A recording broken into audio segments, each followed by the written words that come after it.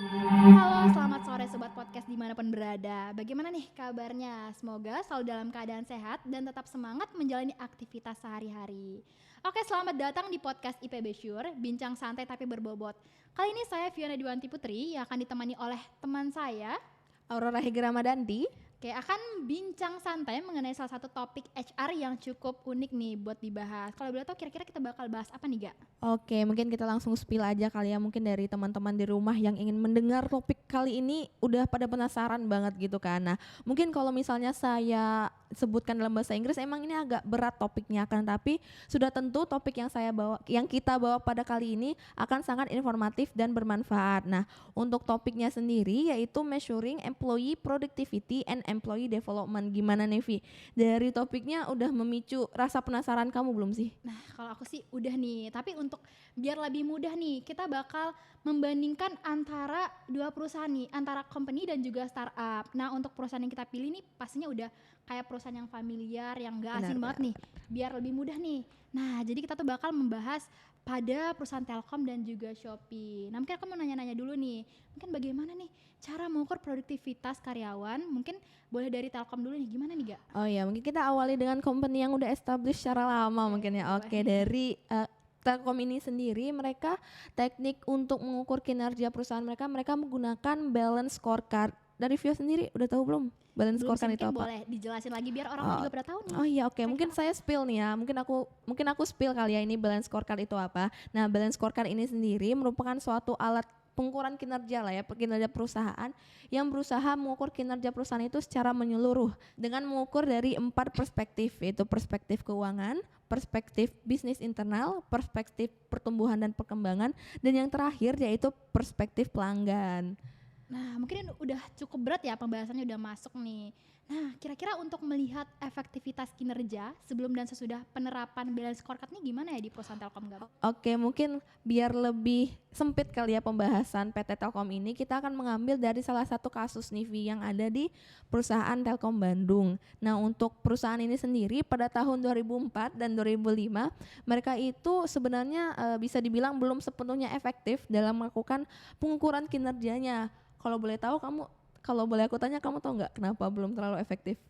Aku masih mungkin perlu penjelasan lagi nih. Kira-kira Oke. kan dia dikatakan tadi bahwasannya Shopee ini hanya melihat data historis ya. Telkom, Maaf ya agak di ampun, spill ya agak ini ya. perusahaan yang Udah lain. nggak sabar nih Iya, menjelaskan yang untuk yang satu lagi ya, selanjutnya. benar Oke, sekali. balik lagi tadi kita ke Telkom.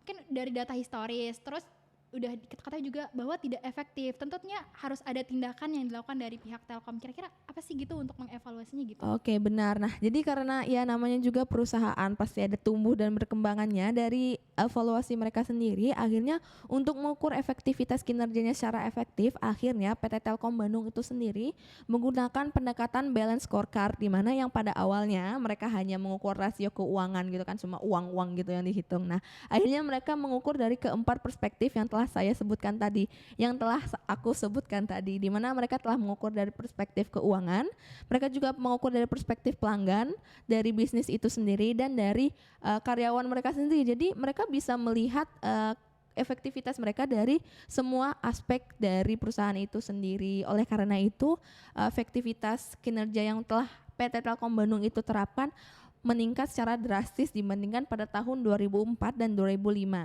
gitu Vi. Nah, oke, menarik sekali. Berarti langsung ada tindakan yang Benar. dilakukan dari yang sudah terjadi gitu Benar. ya. Oke.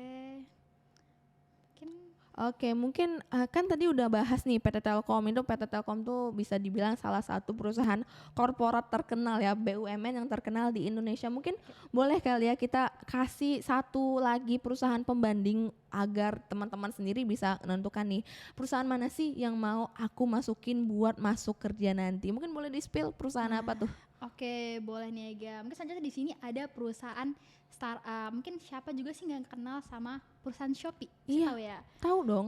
Apalagi teman-teman yang suka belanja 11-11 tanggal kembar 12-12. Waduh, Oke. pasti gercep banget ya. Bekerja banget Menunggu lah. tanggal-tanggal Benar kembar. sekali. Nah, mungkin balik lagi ke topik nih ya.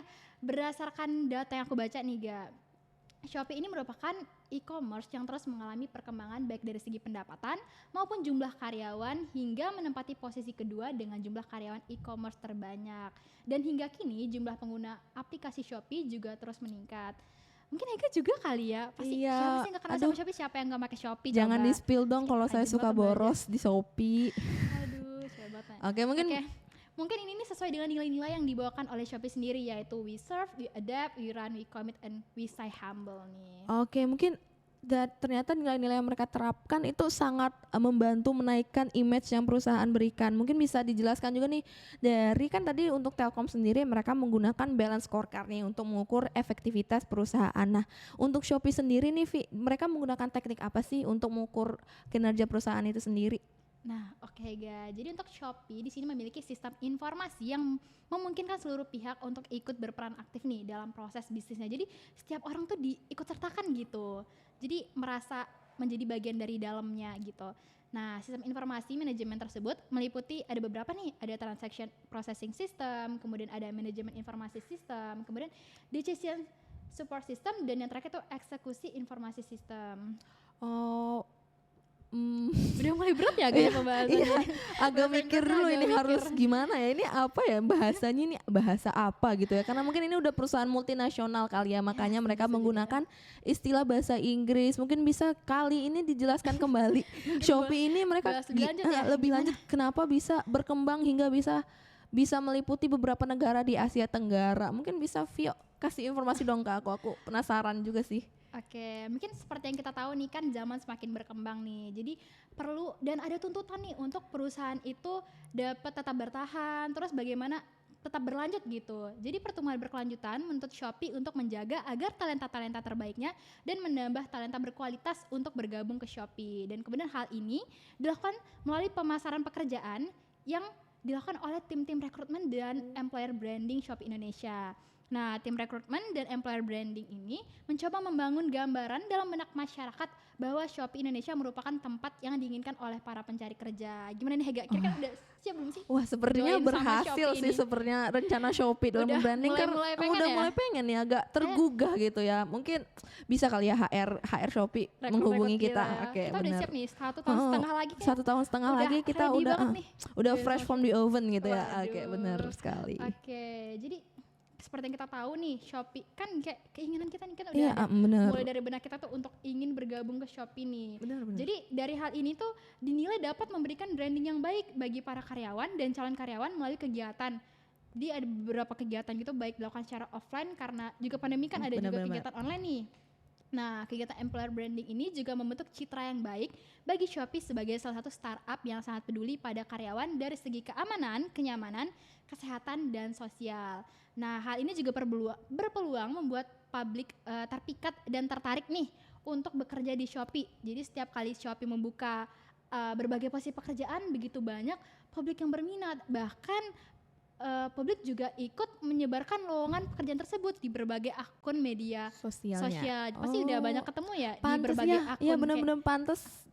Kalau saya kalau aku scroll TikTok ya banyak banget live at Shopee. Kamu pasti juga nggak sih? Shopee Live affiliate, Shopee affiliate terus live at apalagi Shopee. di Instagram udah banyak muncul kayak Bener sekali. internship kayak waduh aku tuh sebenarnya berminat sekali nih Bener sebenarnya sama gabung sih Shopee. Pantesan ini employer brandingnya ini emang sangat terimplementasikan dengan baik ya di masyarakat Oke. Indonesia gitu. Semoga Shopee mendengar ini bisa Iya, ngerekrut kan. mungkin bisa direkrut Udah kali ya nomornya nih di magang sini intern. iya. Aduh. Di sini nomornya dari nomor Sekalian kita promosi berdua diri iya ya. promosi diri kita kali ya. Nah, Oke. Oke. Jadi nih berdasarkan ini bisa aku simpulin sedikit nih ya bahwa program-program employer branding di Shopee tidak hanya untuk menarik karyawan potensial dan menjaga karyawan sebagai aset perusahaan, tetapi juga mempengaruhi dan berpengaruh tentunya nih pada image Shopee di mata publik, eksternal maupun internal. Benar sekali. Karena dari tadi kita juga udah agak teralih fokuskan mempromosikan diri ya biar bisa Udah masuk ke Shopee ini. Mungkin tolong HRD di Shopee Indonesia rekrut kami. Oke, mungkin sebelumnya gimana nih kalau dari Vio sendiri, dari kamu sendiri lebih tertarik masuk ke perusahaan mana nih? Telkom atau Shopee atau mungkin ya sebenarnya kalau dari aku sendiri dari kedua perusahaan tersebut ada kekurangan dan kelebihannya masing-masing ya Vi. Mungkin ya yang satu lebih mengutamakan karyawan karena lebih kayak generasi Z gitu ya karena startup, dan yang satu karena udah BUMN dan udah lebih lama mereka lebih formal lah ya istilahnya dalam menerapkan kebudayaan perusahaan mereka. Nah kalau dari Vio sendiri gimana nih? Mau Baik-baik, masuk yang sebenarnya mana? aku setuju tadi tuh. Jadi setiap Iya. perusahaan punya kekurangan dan kelebihan. Jadi untuk aku sendiri yang sekarang itu adalah tentunya mempersiapkan diri gitu. Tentunya dari kita pribadi dulu harus siap gitu, kayak harus Harus ditempa dulu mungkin kali ya biar bisa Hmm. pantas, salah satu kandidat yang pantas untuk masuk ke Shopee maupun Telkom, karena percuma kalian mau nge-branding diri sebesar apapun tapi usahanya nggak ada, ya nggak sih? betul. Jadi di bangku kuliah Iya, nih di jangan bangku kuliah. banyak lele Iya, ya. jangan Jadi kayak jangan emang- banyak ngejar cowok perlu ya. Waduh. jangan ngejar cowok cewek Apalagi dulu gitu. Sekarang kita udah semester 5 nih ya, udah kayak masa-masa satu fase yang Iya, berat ya. benar sekali tuh. Jadi Aku emang setuju sih, harus Vi. membranding diri, mempersiapkan diri gitu untuk nanti kita udah lulus tuh udah siap Iya, gitu kan. siap dan jadi employee terbaik lah ya Waduh, istilahnya. Amin. Oke, setuju. BTW Vi, sebenarnya aku dari tadi kita bincang singkat ngobrol-ngobrol santai ini agak salah fokus sih. Suara kamu soalnya kayak jernih banget gitu loh, kayak sejernih air mutiara kalau bisa dibilang. Waduh, Itu kenapa agak- sih kok bisa jernih gitu? Agaknya sedikit lebay nih ya, Iya. tapi bener banget sih aku setuju. Soalnya dari tadi tuh kita pakai mikrofon Shure MP7 dan juga headphone dari Shure SRH 440 yang sangat membantu kelancaran pembuatan podcast kita kali ini nih. Jadi mikrofon Shure ini sangat mudah digunakan dengan pilihan konektor yang fleksibel. Jadi mikrofon ini juga menghasilkan suara yang bagus kan? Kita Terlalu udah kayak bagus sih. nyoba langsung nih gimana kualitas dari Benar suaranya. sekali. Terus volumenya juga dapat diatur dengan sistem touchpad yang ada di mikrofon maupun di monitornya gitu. Oh iya, Bu. Ternyata mikrofonnya sangat-sangat bagus ya sebenarnya, kayak si Vio ini suaranya udah mirip-mirip kayak Raisa gitu ya Aduh, menurutku. Jai, Iya. Jadi malu Iya. nih. Hega. Mungkin juga dibantu dengan mikrofon dari Shure SR440 ini karena mikrofon ini sendiri ya menurut aku sendiri ini memberikan suara yang jelas banget terkait suara kita. Terus mereka juga memiliki desain yang sangat ergonomis dan earpadnya tuh empuk-empuk banget sehingga untuk kalian yang mungkin mau memulai atau newbie podcast udah bisa nih mulai nyicil-nyicil peralatan podcastnya dengan membeli peralatan dari merek Shure ini sendiri. Gimana Vi?